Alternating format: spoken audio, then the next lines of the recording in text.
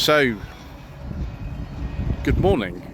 Today is the 16th of August. This is part 3 of a slightly shambolic shuffle around Mismatch at the Hatch at Brands Hatch. This is a new event for them, and I thought it was supposed to be like a festival exceptional type event, but it turns out that it's not exactly what we expected, and it's a lot smaller than we expected. That's fine.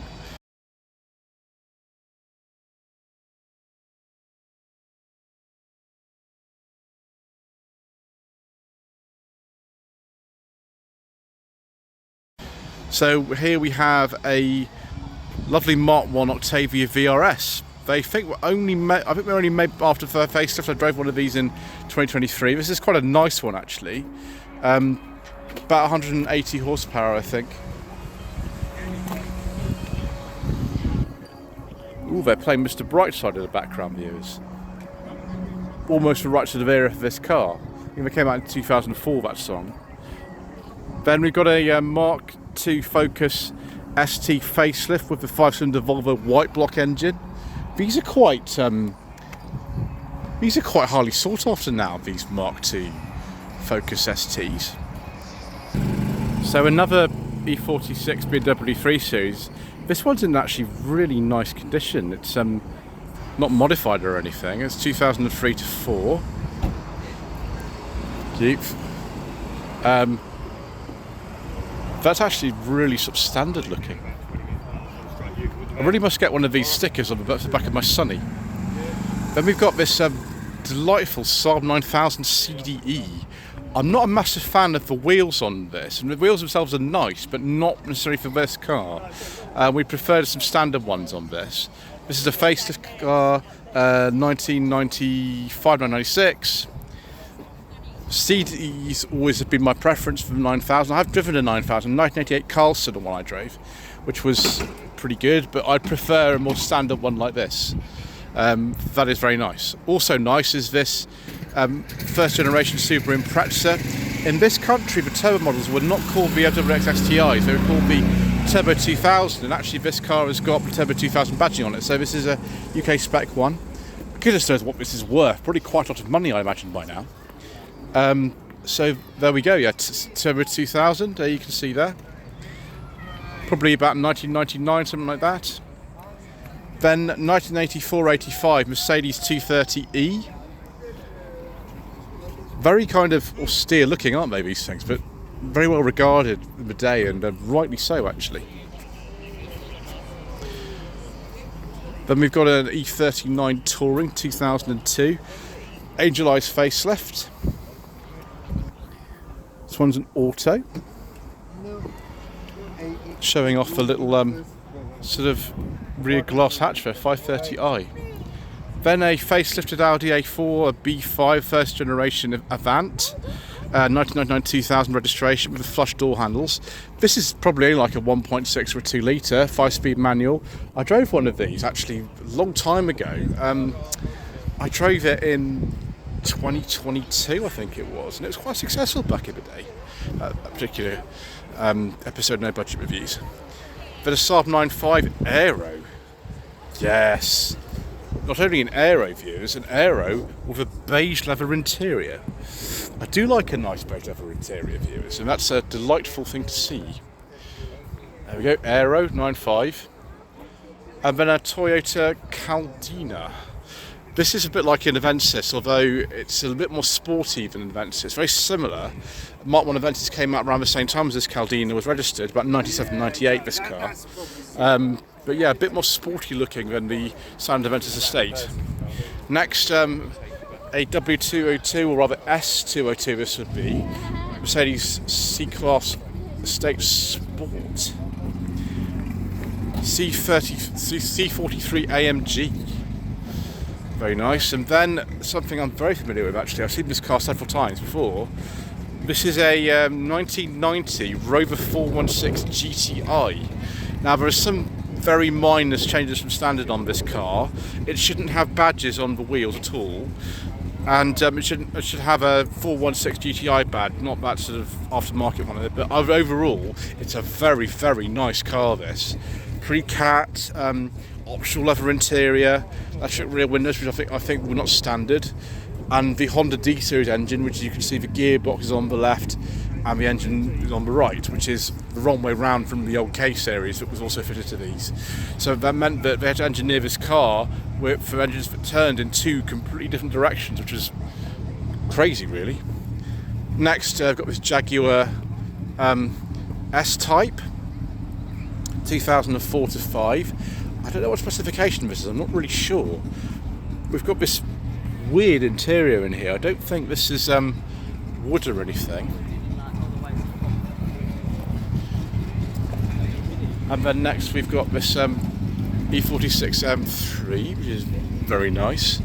That's quite an interesting interior colour here, isn't it? Interesting interior colour. Actually, the colour of the car is quite nice anyway. It's like a deep blue colour. Personally though, I am more keen on this 2002 Honda Accord.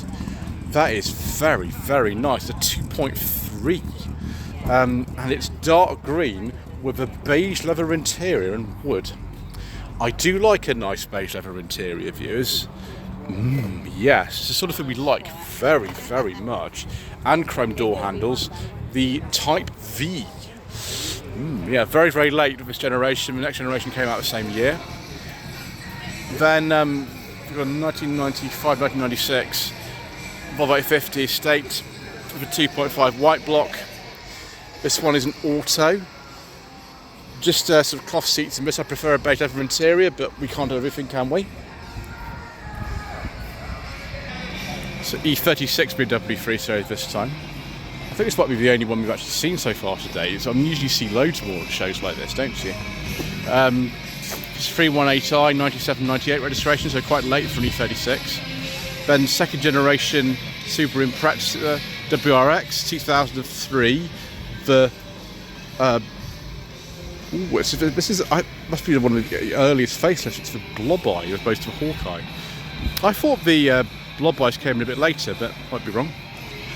So we'll have to skip on various cars here, viewers. We can't talk about them on the channel. So we will now go to this very weird looking Citroen 2CV from about 1982. I wonder if this is how it came out of the factory, or if it's just someone's put a back onto it like this.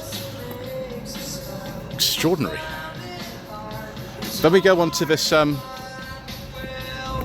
very, very nice Jaguar XJ6. This is a facelift XJ40. I love the rear lights on an XJ40, this kind of purple colour. They are delightful. I drove an XJ40 in 2023. It was a 3.2 from 1993, and it was just amazing. I love XJ40s. This hasn't got the cinema screen headlamps. This has got the quad headlamps. 91, 92 that one is. So we've got a Suzuki Cappuccino here. These were actually officially imported into this country. This is a 1995. It's absolutely tiny. I don't think I'd fit in here particularly well, viewers, to be honest. Don't think I would. But I would like to try one of these if possible at some point. Most of them that ever came over here seem to be red for some reason. I'm not quite sure why. Not that it's a bad thing necessarily. Got this Guards Red Porsche 924 here. Love the wheels on this. I drove a 924 in Scotland in 2022. Like this car, it would have had the Volkswagen Audi derived engine. This is a 1982, that one. And another E46, because there's lots here today, because that seems to be the way it is at shows like this at the moment. Quite late for one of these. Sort of 2004 to 5. Reminds me of the survival rate of E46. Maybe just sold a lot of them, I'm not sure. Again, 2004 to 5. And then an R10, sorry, let's get this right. First generation SLK. That actually looks pretty good. There's not much rust on that one. So SLK 320. Then we've got a bit of a larger old Mercedes. This it's an A124, this one. 93, 94 registration. It's a Sportline trim. It is for sale. We'll have a look at the phone number in a second, viewers. We need to identify what model this is. It didn't say. Oh well. So white car with blue roof, unusual really. And it's for sale, so dial 07833581927. As Mr. Bill from the Fuel Power channel says, this could be yours. Next we've got an MR2. This is a first generation car. I drove one of these recently, it's an 89. Also with these wheels. This is a 1987 or 88 on an E, so facelift one. Very popular car in this particular colour as well. It's for sale too. Call Andy on 07973 393 277. Something a bit older here. This is a Jaguar E-Type Series 1. Just a normal coupe, I think. It's all sort of ready for track use with that front bumper missing. And a Mazda RX-8. I'm surprised there's only one of these I've seen today actually. I expected to see more of them. 2003 to 4. Yes, before you say it, view is rotor tip seals, yes I know. I know, they're actually quite affordable cars for that reason. Then a Saab 9.3 Cabrio. This is the Aero model. I've driven quite a few of these. I think I've driven 3 actually, first generation 9.3 convertibles. I quite like them, although the hatch model is my preference because we don't get any scuttle shake in those. Oh yes, please, viewers. We've seen this before, haven't we? 2001 Peugeot 406 V6 Coupe in Pulsar yellow. I think I know the chap who owns this, viewers, and it's very, very, very nice. I drove one of these that he also owns in 2021 as a blue one, and it was brilliant. It's absolutely fantastic. The only thing I'd say is they're not necessarily got the best driving position in the world. They're still brilliant though. And then another RX-7 with rear wiper. FB RX-7, this one. That is absolutely fantastic, isn't it? Look at that. We like things like this, viewers, very, very much. 83, 84 on an A. First generation TT, 2004 to 5. This is a Quattro model. Not all of them are Quattro. Let's have a look at the back and see what power output we've got, because you can tell by the exhaust pipes. Oh, it's the 3.2. Definitely twin exhaust pipes then. Next we've got a Ford Puma 2001 to 2. I drove a Puma a while ago, I think it's in 2022 or 2023, and they are utterly delightful cars to drive. They are fantastic. 2002 Mazda MX-5 NB Phoenix model. One of about 1 million special editions on the NB MX-5s. Then a 1998 BMW E36 323i Coupe in dark green with a beige leather interior. If I was going to have an E36, viewers, this is probably what I'd go for. It's very, very nice indeed. And I suspect we've even got an automatic gearbox, which is fine. And we've got a BMW 650i. I actually did one of these last year, and actually it was pretty good. It wasn't too bad. They're not expensive cars, these, which is surprising. But of course, if you think about just how complicated these things are, that's probably why. 1987, 1988 Porsche 944 S2. Nice looking car.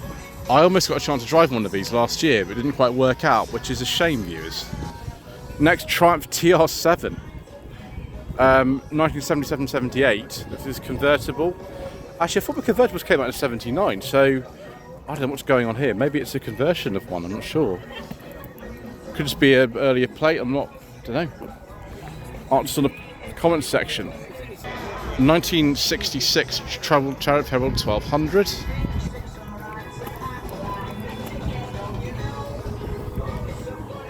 Oh, here we go. We've actually got the original purchase invoice here. Came from Croydon, it's not too far from there, in May 1966. Superb. Next to something else superb, an Escort RS Turbo, Series 2, based on a Mark IV. Can't remember this colour now.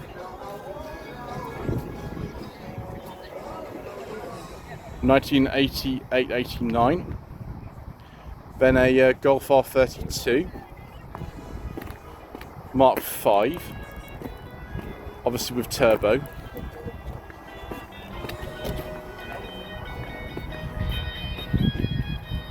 And next we've got the Barchetta that I thought was supposed to be in the concourse section view, but seems to have been moved, which is a bit mysterious.